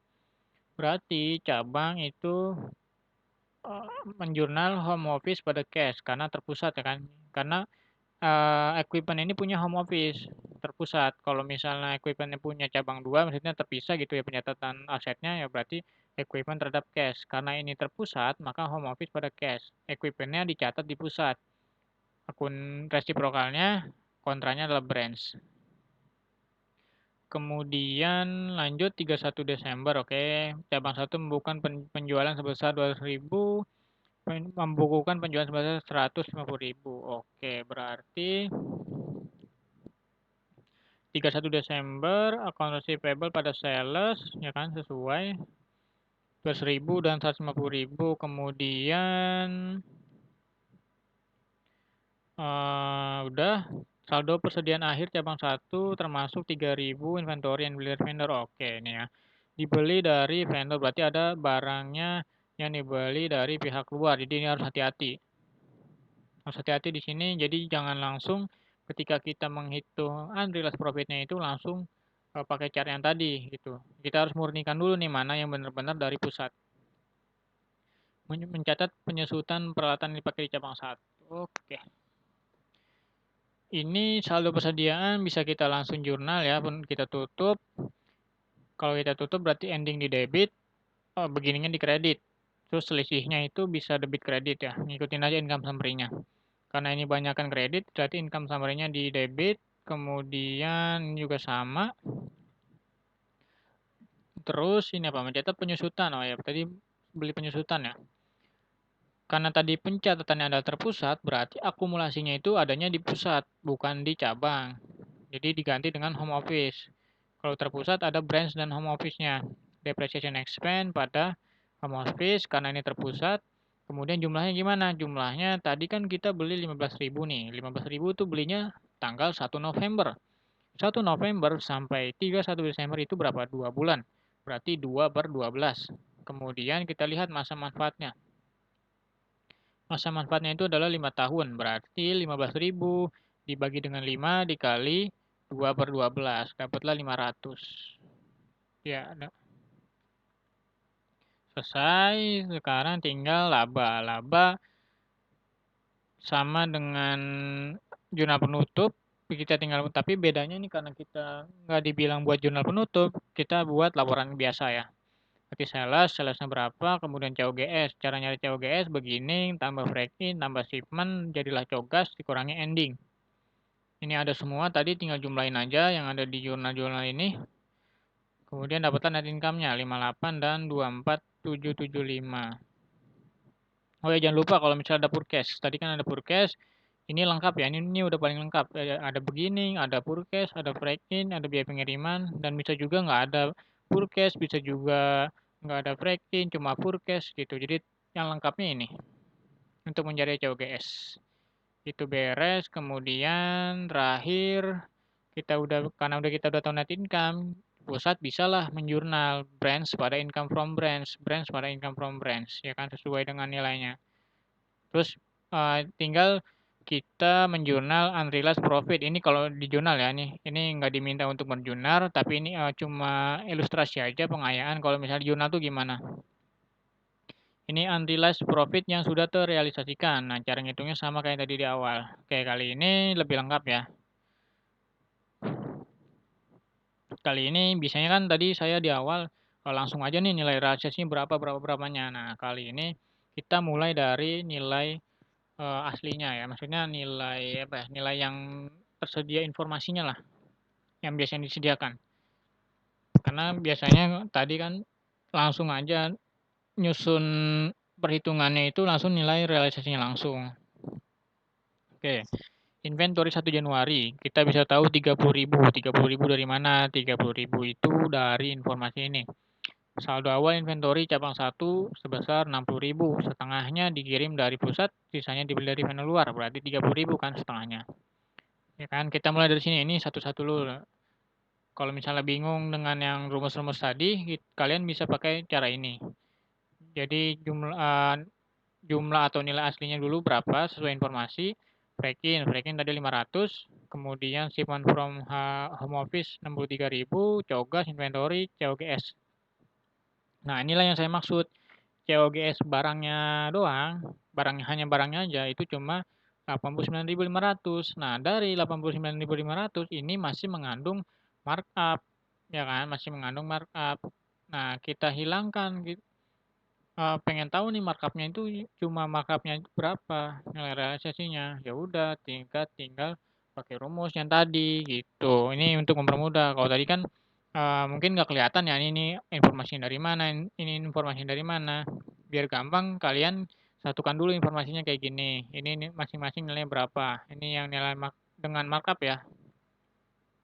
Inventory sesuai informasi, kemudian work-nya ada, shipment-nya ada, dapatlah COGS. Ini masih nilai include markup. Kemudian yang sebelahnya juga sama. Nilai unrealized-nya ini yang di sini itu sesuai dengan yang biasa saya gunakan tadi di awal. Di awal tadi kan saya langsung ya kan nih contoh ini. Ini langsung unrealized profit-nya aja nih. Gitu, sama aja. Tapi kalau kalian bingung kalian bisa pakai cara ini. Susun dulu nih berapa nilai markup yang ada informasinya. Ini untuk pengayaan, untuk tambahan Nah, ini lebih lengkap lagi kalau kalian mau lebih lengkap lagi, tapi kalau saya lebih prefer yang langsung nilai unrealized-nya aja, gitu. Ini kalau mau lebih lengkap lagi, jadi dari dengan markup nih 30.000, kita hilangkan tanpa markup, berarti dibagi 120, karena kan tadi markupnya 20%. Nah, dari sini 25.000 ini, kemudian kita kali dengan markupnya. Markupnya tadi berapa? 20%. 20% dari ini. Jadi kita hilangkan dibagi 120% untuk mencari nilai markupnya dikali 20%. Gitu. Jadi makanya untuk nilai ini ringkasannya seperti ini. Dibagi 120% dikali 20% itu ringkasannya. Gitu. Makanya untuk mencari nilai unrealized langsung pakai rumus ini lebih cepat. Tapi kalau kalian bingung bisa satu-satu seperti ini. Ini kanan kiri sama caranya. Nah, di sini ini nilai COGS menurut si cabang. Ini si cabang ya. Menurut saya barang yang terjual COGS-nya itu sekian 89.500. Itu menurut si cabang karena saya belinya itu 30.000, kemudian ada dari kirim itu harganya 63.000. Oh bukan, kalau menurut si pusat harga barang yang telah terjual itu 74.167. Nah, yang itu dari mana aja? Itu dari inventory begininya itu masih ada 25.000, terus tahun berjalan itu saya ngirim lagi nih 52.500 gitu. Nah, kemudian sisanya itu adalah markupnya 20% dari ini. Jadi ini bisa dilihat ya perbandingannya. Jadi kalau misalnya dengan markup itu menurut si cabang COGS-nya, tapi kalau menurut COGS si pusat itu ya 74 ini. Nilai markupnya ini unrealized profit, ini shipment to branch, ini to shipment from home office. Gitu nih dia. Ini unrealized, ini shipment to branch, ini shipment from home office sesuai dengan faktur. Makanya ada perbedaan ya kan di sini. Kalau misalnya ini nilainya sama, berarti nggak ada unrealized. Seperti itu. Oke, sekian pembahasan saya workbook bab 12. Untuk pertemuan berikutnya itu tentang konsinyasi ya bab 13. Kalau ada pertanyaan bisa langsung tanya ke sini, PC saya atau Eko. Kemudian kalau misalnya ingin Excel ini bisa minta ke Eko. Itu saja sekian dari saya. Terima kasih telah menonton sampai akhir. Semangat untuk mendapatkan nilai AKL yang lebih bagus. Wassalamualaikum warahmatullahi wabarakatuh.